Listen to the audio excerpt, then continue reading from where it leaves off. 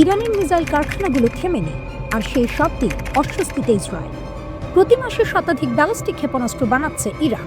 শুনতে অবিশ্বাস্য লাগছে, কিন্তু ইসরায়েলি সংবাদ মাধ্যমের দাবি এটাই এখন বাস্তবতা। আর এই খবরেই নাকি তেল আবিবে ঘুম হারাম। ওয়াইনেট নিউজের প্রতিবেদনে বলা হয়েছে, ইরানের ভূগর্ভস্থ মিসাইল সিটিগুলোতে দ্রুতগতিতে ক্ষেপণাস্ত্র উৎপাদন চলছে। 2025 সালের জুনে ইরান সংক্ষিপ্ত যুদ্ধে ইসরায়েল দাবি করেছিল তারা ইরানের বহু লঞ্চার ধ্বংস করেছে। কিন্তু নতুন গোয়েন্দা তথ্য বলছে ইরান আবার ভান্ডার ভরে ফেলছে। মাসে শত শত ক্ষেপণাস্ত্র তৈরি হচ্ছে। ইসরায়েলের প্রধানমন্ত্রী বেনিয়ামিন নেতানিয়াহু আশঙ্কা করছেন, ইরান পারমাণবিক কর্মসূচির বিকল্প হিসেবে এখন ক্ষেপণাস্ত্র শক্তিকেই প্রধান হাতিয়ার বানাচ্ছে। অর্থাৎ যদি পারমাণবিক ইস্যুতে চাপ আসে, তাহলে সংখ্যার জোরে মিসাইল। এই কর্মসূচির স্থপতি ছিলেন আইআরজিসির অ্যারোস্পেস ফোর্সের কমান্ডার আমির আলী হাজিজাদে। গত যুদ্ধের শুরুতেই তিনি নিহত হন, কিন্তু তার পরিকল্পনা থেমে থাকেনি, বরং ইরান আরও গতি বাড়িয়েছে। ইরান বর্তমানে সাজিল, ইমাদ এবং খোররামশার নামের দীর্ঘ পাল্লার ক্ষেপণাস্ত্র ব্যবহার করছে। এগুলো প্রায় 2500 কিলোমিটার দূরের লক্ষ্যবস্তুতে আঘাত হানতে পারে। ভাবুন, এই দূরত্ব মানে ইসরায়েলের পুরো ভূখণ্ডই তাদের রেঞ্জের মধ্যে। এমনকি মধ্যপ্রাচ্যে ছড়িয়ে থাকা মার্কিন ঘাঁটিগুলো এসব ক্ষেপণাস্ত্রে 1800 কেজি পর্যন্ত বিস্ফোরক বহন করা যায়। কঠিন তরল জ্বালানি চালিত এই মিসাইলগুলো নির্দিষ্ট পথে মহাকাশের উচ্চতায় উঠে লক্ষ্যবস্তুতে আঘাত করে। গত যুদ্ধে ইসরায়েলের আকাশ প্রতিরক্ষা ব্যবস্থা প্রায় 86% ক্ষেপণাস্ত্র ঠেকাতে পেরেছিল, কিন্তু বাকিগুলো আঘাত হানে অন্তত 29 জন নিহত হয়। অবকাঠামোগত বড় ক্ষতি হয়। এখানেই ইরানের কৌশল সংখ্যা। ইসরায়েলি সামরিক বিশ্লেষক রন বেন ইশাইয়ের মতে, ইরান জানে প্রতিরক্ষা ব্যবস্থা যত উন্নতই হোক, শত শত ক্ষেপণাস্ত্র একসঙ্গে ছোড়া হলে সব আটকানো সম্ভব নয়। কিছু না কিছু ঢুকে পড়বে। এটা এক ধরনের স্যাচুরেশন স্ট্র্যাটেজি, প্রতিরক্ষাকে সংখ্যার চাপে ভেঙে দেয়া। ইরান কেন এত জোর দিচ্ছে ক্ষেপণাস্ত্রে? কারণ তাদের মতে এটি তাদের নিরাপত্তার রক্ষা কবচ। যুক্তরাষ্ট্রের সঙ্গে আলোচনায় তাই তারা স্পষ্ট জানিয়ে দিয়েছে, ক্ষেপণাস্ত্র কর্মসূচি একটি রেড লাইন, এ নিয়ে কোনো আপোষ হবে না। আইআরজিসির কর্মকর্তারা দাবি করছেন, এই শক্তির কারণেই যুক্তরাষ্ট্র সরাসরি হামলা না করে আলোচনায় ফিরেছে। অন্যদিকে ইসরায়েল চায় সম্পূর্ণ ভিন্ন কিছু। নেতানিয়াহু এখন ওয়াশিংটন সফরের প্রস্তুতি নিচ্ছেন। তিনি চাইছেন প্রেসিডেন্ট ডোনাল্ড ট্রাম্প ইরানকে কোনো ছাড় না দেন। তার যুক্তি, ইরান এখন তুলনামূলক দুর্বল অবস্থায় আছে, এটাই সময়ে তাদের ক্ষেপণাস্ত্র কর্মসূচি থামানো। ইসরায়েলের ধারণা, শুধু পারমাণবিক সমঝোতা যথেষ্ট নয়। যদি মিসাইল শক্তি অক্ষত থাকে, তাহলে হুমকি থেকেই যাবে। এদিকে ইরান অতীতেও ক্ষেপণাস্ত্র শক্তির প্রদর্শন করেছে। 2019 সালে সৌদি আরবের আরামকো তেল স্থাপনায় হামলা, 2024 সালে ইরাকের কুর্দিস্তানে তথাকথিত মোসাদ ঘাঁটিতে আঘাত। কাতার, ইরাক, পাকিস্তান বিভিন্ন জায়গায় তারা বার্তা দিয়েছে। তেহরান স্পষ্ট হুঁশিয়ারি দিয়েছে, ভবিষ্যতে কোনো আগাম সতর্কতা ছাড়াই হামলা হতে পারে। একদিকে দ্রুত ক্ষেপণাস্ত্র উৎপাদন, অন্যদিকে প্রতিরক্ষা ব্যবস্থার উন্নয়ন। উপরে কূটনৈতিক আলোচনা, নিচে সামরিক প্রস্তুতি। এই মুহূর্তে মধ্যপ্রাচ্য যেন এক বারুদের স্তূপের ওপর দাঁড়িয়ে।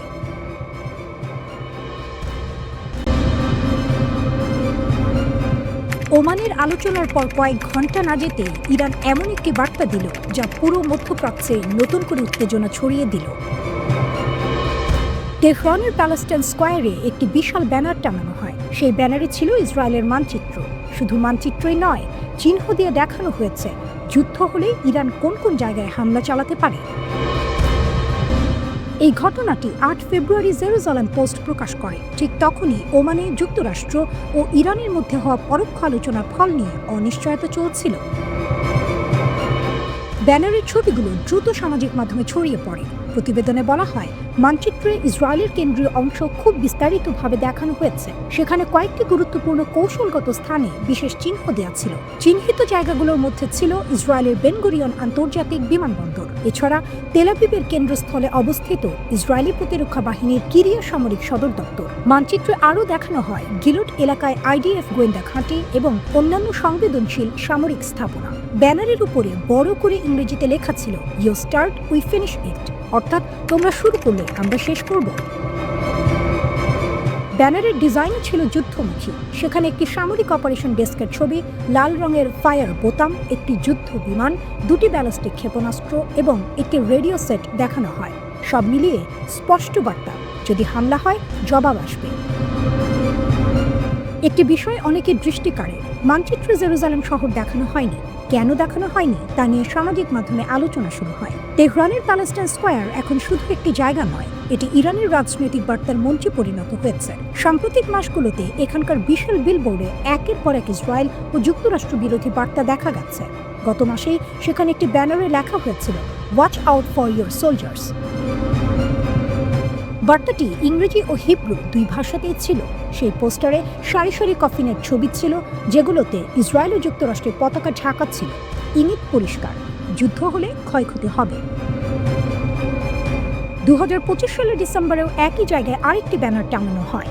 সেখানে হিজবুল্লাহর প্রতি সমর্থন জানিয়ে লেখা ছিল, for the next war Nahariya be prepared. হলুদ পটভূমি ছিল হিজবুল্লাহর প্রতীকী রং। এই সব কিছুর মাঝেই ইরানের পররাষ্ট্রমন্ত্রী আব্বাস আরাকচি বলেন, আমরা কূটনীতির মানুষ, কিন্তু আমরা যুদ্ধের মানুষও।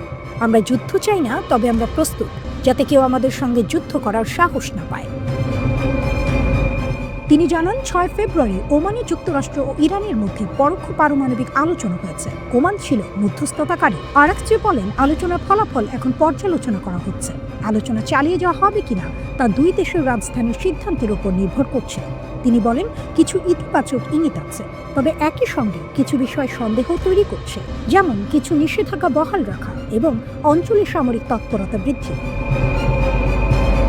তিনি স্পষ্ট করেন, আলোচনা সরাসরি হয়নি। দুই পক্ষের প্রতিনিধি দল আলাদা কক্ষে ছিল, তবে আগমন বা বিদায়ের সময় কূটনৈতিক সৌজন্য হিসেবে সামান্য সাক্ষাৎ হয়েছে।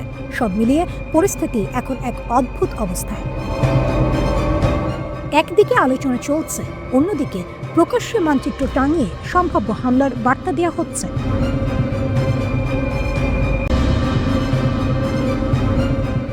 চীন কি নীরবে আমেরিকার নিউক্লিয়ার ব্যারার ভিতরে ঢুকে পড়েছে?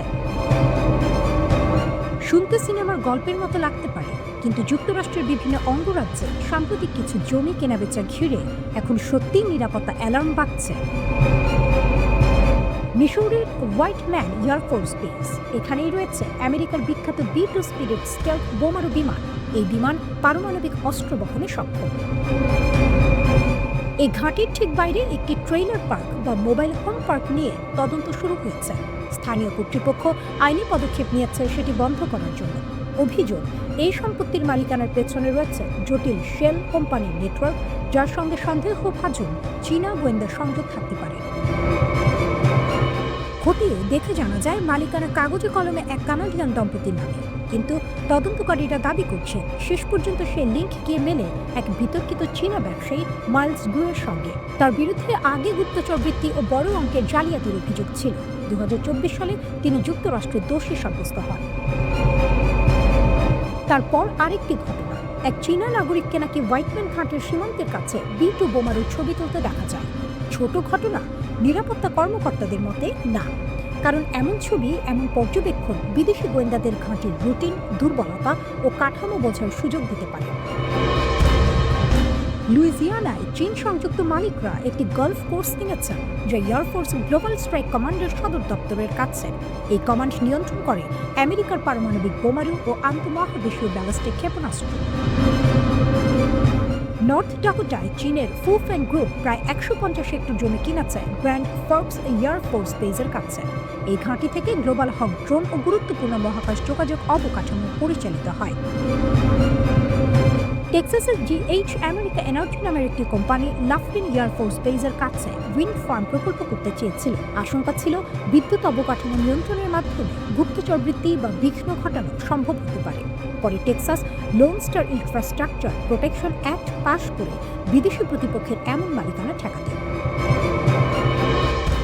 ওয়াইওমিংয়ে মাইন ওয়ান পার্টনার্স নামের একটি কোম্পানি FE ওয়ারেন এয়ারফোর্স বেসের মাত্র 1.6 কিলোমিটার দূরে জমি কিনেছিল। এই ঘাঁটিতে রয়েছে মিনিটম্যান 3 ICBM, যা যুক্তরাষ্ট্রের স্থলভিত্তিক পারমাণবিক শক্তির মেরুদণ্ড। 4 ফেব্রুয়ারি শেষ হয়ে গেছে যুক্তরাষ্ট্র রাশিয়ার সর্বশেষ বড় পারমাণবিক অস্ত্র নিয়ন্ত্রণ চুক্তি নিউ স্টার্ট। ফলে দুই দেশের মোতায়েন করা অস্ত্রের ওপর আর কোনো আনুষ্ঠানিক সীমা নেই।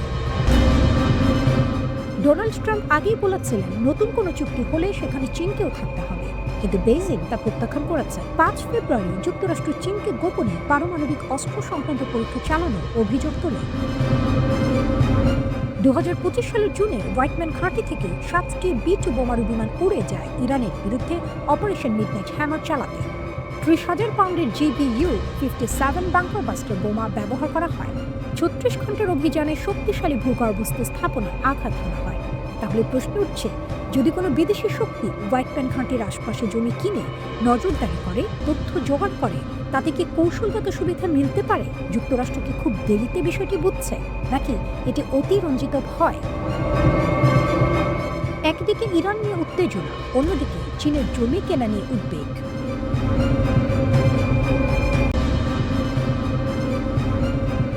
মিসাইল নয়, বিস্ফোরণ নয়, আকাশে কোনো ধ্বংসাবশেষও নয়, তবুও হঠাৎ করে একটি স্যাটেলাইট অচল হয়ে যেতে পারে। শুনতে সাইফাই সিনেমার মতো লাগছে, তাই না?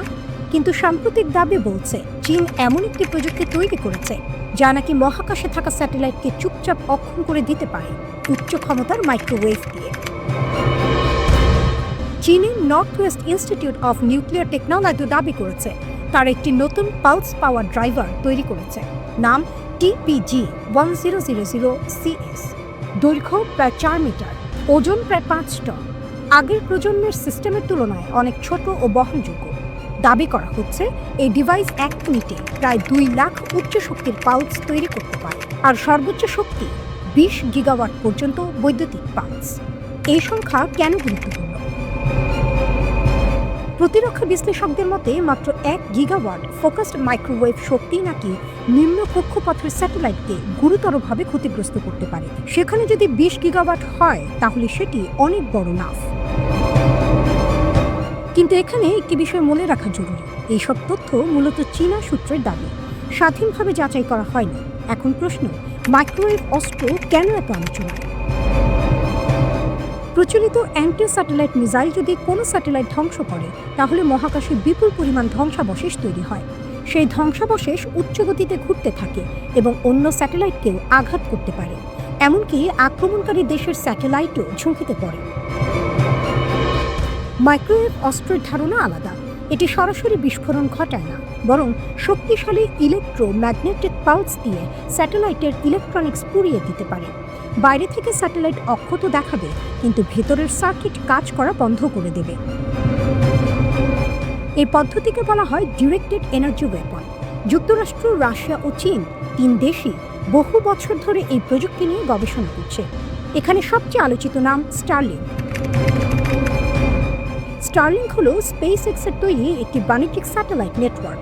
এটি উচ্চ গতির ইন্টারনেট দেয়, কিন্তু ইউক্রেন যুদ্ধে এটি শুধু ইন্টারনেট নয়, কৌশলগত হাতিয়ার। ইউক্রেনীয় সেনাবাহিনী স্টারলিংক ব্যবহার করে নিরাপদ যোগাযোগ, ড্রোন সমন্বয়, আর্টিলারি টার্গেটিং এবং রিয়েল টাইম ডেটা শেয়ার করেছে। রাশিয়ার অবকাঠামো হামলার পর বেসামরিক হাসপাতাল ও জরুরি সেবাও এই নেটওয়ার্কের ওপর নির্ভর করেছে। এই কারণে রাশিয়া প্রকাশ্যে সতর্ক করেছে, যে কোনো বাণিজ্যিক স্যাটেলাইট যদি যুদ্ধ প্রচেষ্টায় সরাসরি সহায়তা করে, সেটি বৈধ লক্ষ্য হতে পারে। অ্যাসোসিয়েটেড প্রেস একটি রিপোর্ট প্রকাশ করে, সেখানে দাবি করা হয় রাশিয়া নাকি এমন একটি অস্ত্র তৈরি করছে যা একসঙ্গে বহু স্টারলিংক স্যাটেলাইট অচল করতে পারে, এমনকি ছোট উচ্চগতির প্যালেট ছড়িয়ে একটি কক্ষপথকে বিপজ্জনক করে তোলার পরিকল্পনার কথাও উঠে আসে। তবে এসব দাবিও আনুষ্ঠানিকভাবে নিশ্চিত হয়নি। অন্যদিকে ইরানও নাকি উন্নত ইলেকট্রনিক ওয়ারফেয়ার প্রযুক্তি ব্যবহার করে অভ্যন্তরীণ বিক্ষোভের সময় কিছু স্টারলিংক টার্মিনাল অকার্যকর করেছিল। মহাকাশ এখন শুধু গবেষণা বা যোগাযোগের জায়গা নয়, এটি নতুন যুদ্ধক্ষেত্র। আগে যুদ্ধ মানে ছিল স্থল, আকাশ, সমুদ্র। এখন যুক্ত হয়েছে স্পেস ডোমেইন। এখানে ধ্বংস মানেই বিস্ফোরণ নয়, কখনো শুধু একটি সিগন্যাল বন্ধ হয়ে যাওয়া, একটি স্যাটেলাইট চুপ করে যাওয়া, একটি দেশের যোগাযোগ অন্ধকারে ডুবে যাওয়া।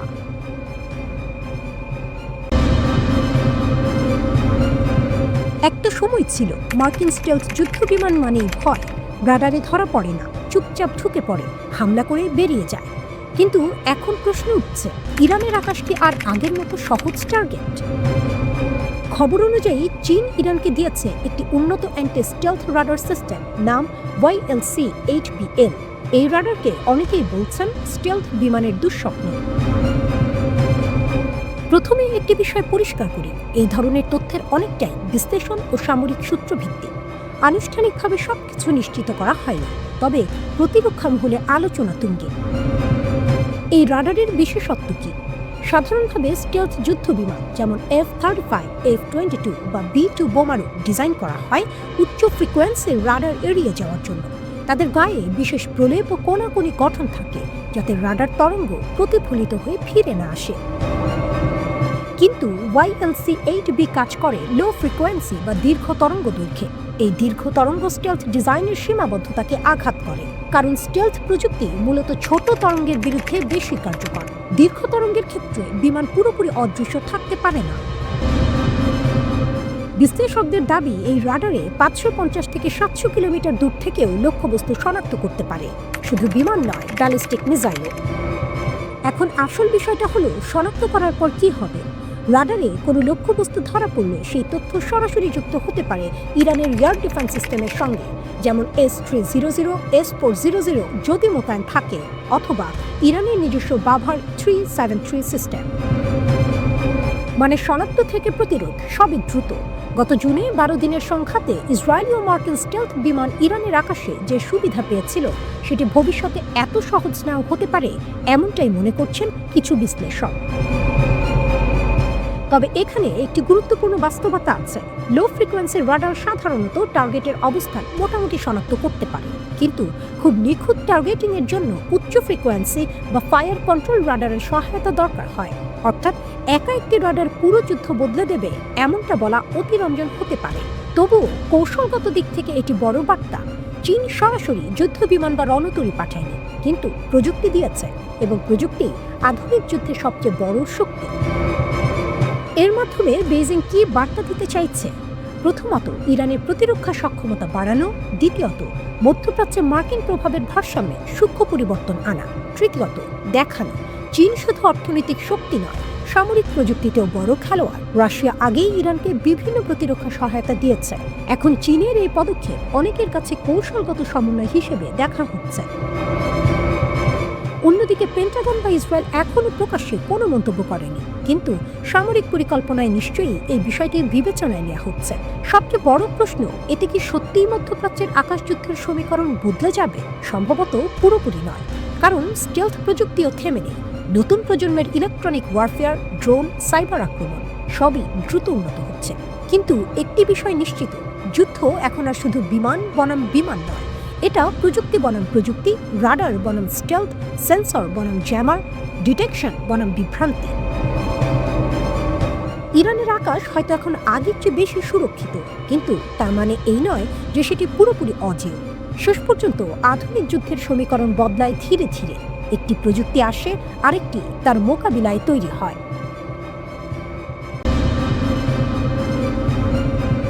ইরানের ব্যালিস্টিক মিসাইল, এটা এখন শুধু সামরিক বিষয় না, এটা রাজনৈতিক শক্তিরও প্রতীক।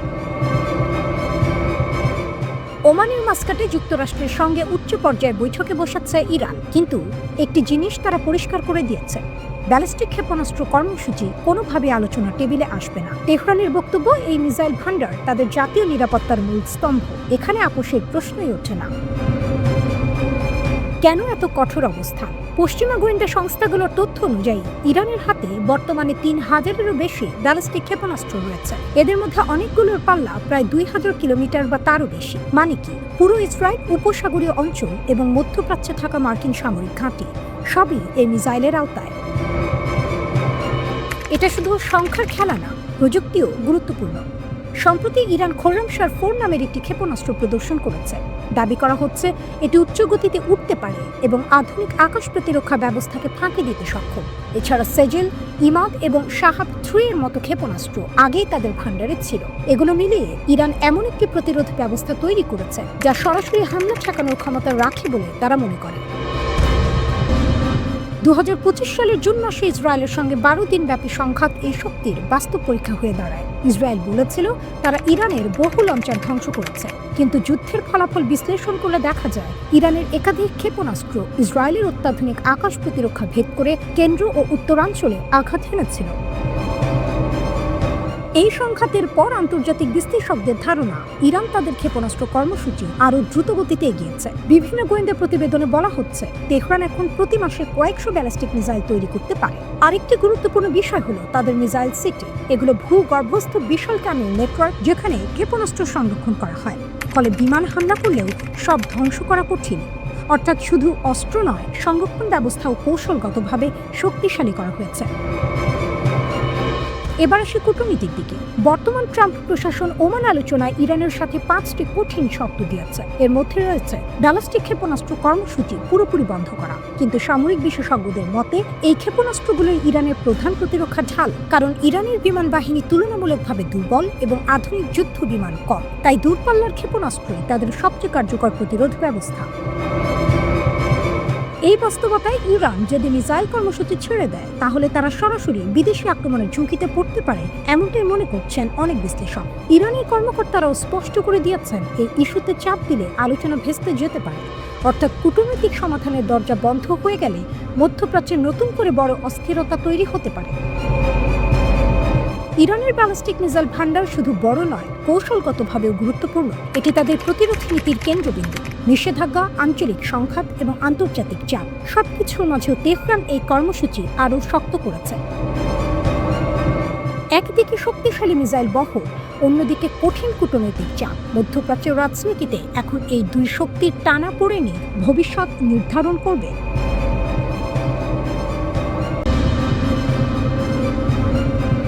মধ্যপ্রাচ্যে যুদ্ধের আশঙ্কা যত বাড়ছে, একটি প্রশ্ন তত জোরে উঠছে: ইরানকে আক্রমণ করা কি সত্যি এত সহজ?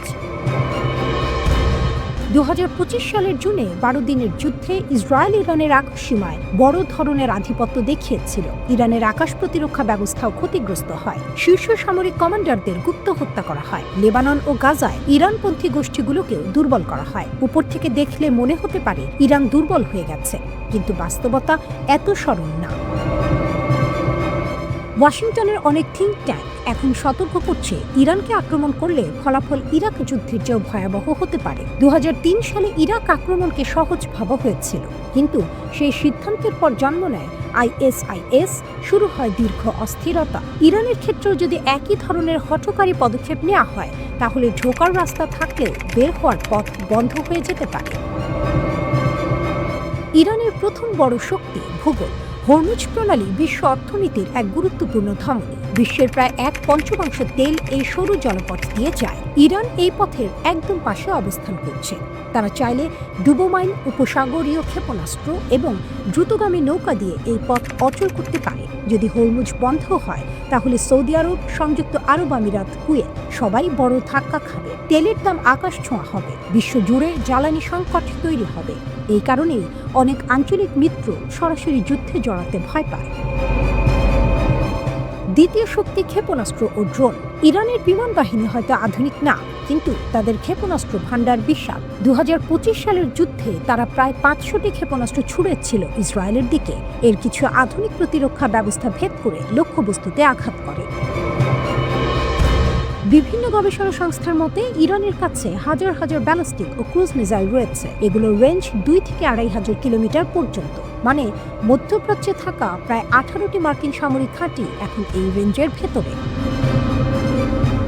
যুদ্ধের পর ইরান উৎপাদন আরও বাড়িয়েছে। প্রতি মাসে কয়েকশো ব্যালিস্টিক মিসাইল তৈরির সক্ষমতা অর্জন করেছে বলে খবর। কঠিন জ্বালানি ব্যবহার করে উৎক্ষেপণের সময়ও কমিয়ে আনাচ্ছে কয়েক ঘন্টা থেকে কয়েক মিনিটে। খাইবার শিকান, ফাতা 1, ফাতা 2 এমন কিছু ক্ষেপণাস্ত্র উচ্চ গতিতে ও আঁকা বাঁকা পথে চলতে পারে বলে দাবি করা হয়। এগুলো রাডার ফাঁকি দিতে পারে। তৃতীয় শক্তি অপ্রচলিত নৌকৌশল। ইরানের নৌবাহিনী বড় বড় জাহাজের উপর নির্ভরশীল নয়, বরং ছোট দ্রুতগামী নৌযান ও মিনি সাবমেরিন ব্যবহার করে। ইসলামী বিপ্লবী গার্ড কোরের হাতে রয়েছে গাদের ক্লাস মিনি সাবমেরিন, যা অগভীর পানিতে কাজ করতে পারে। এছাড়া সমুদ্র মাইন পেতে দেয়া বা ক্রুজ মিসাইল ছোড়ার সক্ষমতাও আছে। বড় মার্কিন বিমানবাহী রণতরী শক্তিশালী হলেও শত শত ছোট বোট ও ড্রোনের ঝাঁক তাদের জন্য চ্যালেঞ্জ হয়ে দাঁড়াতে পারে।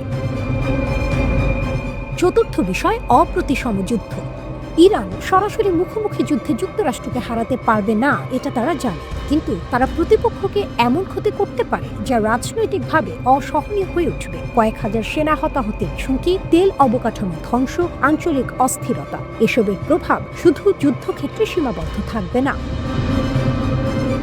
আরেকটি বাস্তবতা হলো ইরানের সামরিক অবকাঠামোর বড় অংশ ভূগর্ভস্থ বাংকারে। ফলে পুরো সক্ষমতা ধ্বংস করা কঠিন।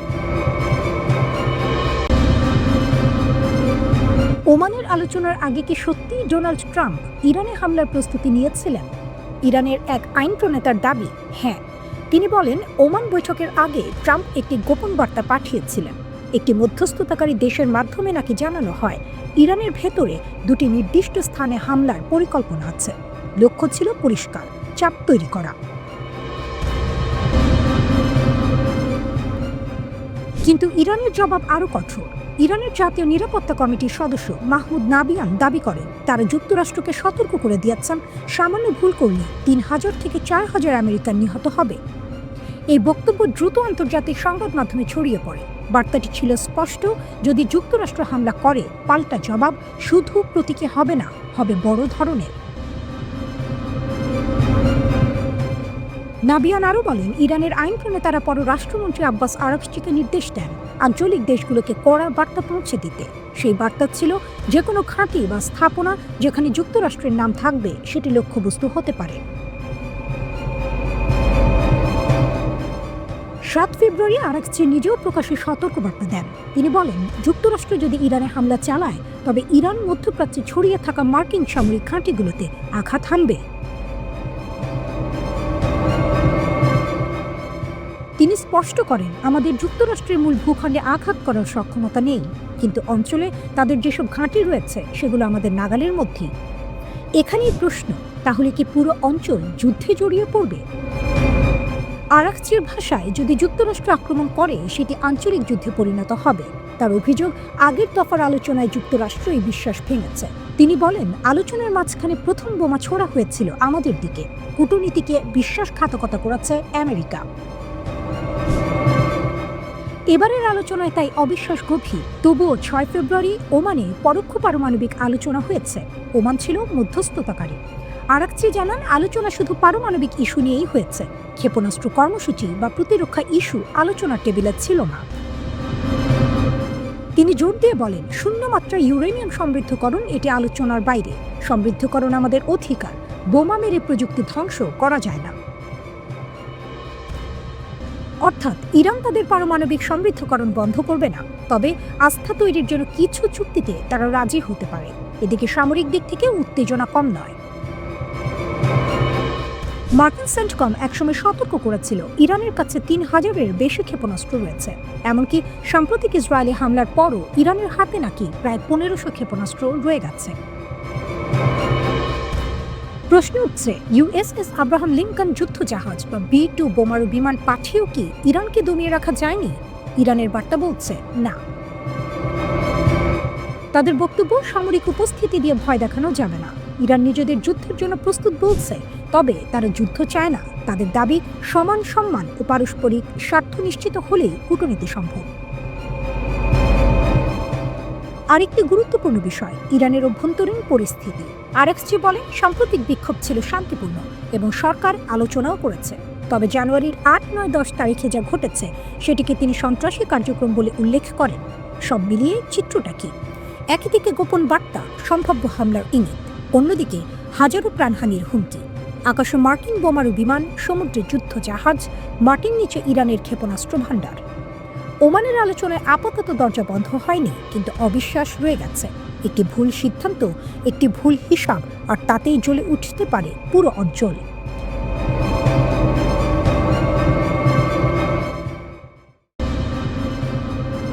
আলোচনা চলছে, হাত মেলানো হচ্ছে, হাসি বিনিময় হচ্ছে, কিন্তু প্রশ্নটা রয়ে গেছে, ইরান আর যুক্তরাষ্ট্রের মধ্যে যুদ্ধ কি সত্যিই এড়ানো যাবে? ওমানের রাজধানী মাস্কাটে দুই দেশের মধ্যে এক দফা পরোক্ষ আলোচনা হয়েছে, সরাসরি মুখোমুখি নয়, মধ্যস্থতাকারীর মাধ্যমে। এটিকে কেউ কেউ ইতিবাচক শুরু বলছেন। ইরানের প্রেসিডেন্ট মাসুদ পেজেশকিয়ান বলেছেন, এটি এক ধাপ অগ্রগতি। তার ভাষায়, ইরান সম্মানের বদলে সম্মান দেয়, কিন্তু মাটির নিচে, সমুদ্রের ওপরে, আকাশের ভেতরে চিত্রটা আলাদা। মার্কিন প্রেসিডেন্ট ডোনাল্ড ট্রাম্পের প্রশাসন ইরানের পারমাণবিক কর্মসূচি এবং অভ্যন্তরীণ বিক্ষোভের অজুহাতে অঞ্চলের সামরিক উপস্থিতি বাড়িয়েছে। পারস্য উপসাগরে এসেছে বিমানবাহী রণতরী ইউএসএস আব্রাহাম লিঙ্কন, সঙ্গে ডজন খানেক F-15 যুদ্ধবিমান, উন্নত ড্রোন, নজরদারি ব্যবস্থা। এটা কি কেবল চাপ সৃষ্টি নাকি প্রস্তুতি? ইরানের পররাষ্ট্রমন্ত্রী আব্বাস আরাগচি স্পষ্ট করে দিয়েছেন, মার্কিন নৌবহর দেখে তারা ভয় পাচ্ছে না। তার ভাষায় যুদ্ধ চাপিয়ে দেওয়া হলেও আমরা আমাদের ইউরেনিয়াম সমৃদ্ধকরণ কর্মসূচি থেকে এক চুলো সরব না। অর্থাৎ পারমাণবিক ইস্যুতে আপোষ খুব সীমিত। এখানেই মূল সংঘাত। ওয়াশিংটন চায় ইরান শুধু পারমাণবিক কর্মসূচি নয়, ব্যালিস্টিক ক্ষেপণাস্ত্র কর্মসূচি এবং আঞ্চলিক সশস্ত্র গোষ্ঠীগুলোর সমর্থন নিয়েও আলোচনা করুক। ইসরায়েলও একই দাবি তুলছে, কিন্তু তেহরান বলছে মিসাইল ও প্রতিরক্ষা ইস্যু আলোচনার বাইরে। তাদের যুক্তি, প্রতিরক্ষা সক্ষমতা কোনো দর কষাকষির বিষয় নয়। আরেকদিকে আছে নিষেধাজ্ঞা। ইরান চায় অর্থনৈতিক অবরোধ তুলে নেওয়া হোক, বিনিময়ে তারা পারমাণবিক কর্মসূচিতে কিছু স্বচ্ছতা আনতে পারে। কিন্তু প্রশ্ন, বিশ্বাসের ঘাটতি কি এত সহজে পূরণ হবে? আরাকচির অভিযোগ, যুক্তরাষ্ট্র একদিকে নিষেধাজ্ঞা বজায় রাখছে, সামরিক শক্তি বাড়াচ্ছে, আবার অন্যদিকে আলোচনার প্রস্তাব দিচ্ছে। তার মতে এটি দ্বিমুখী আচরণ।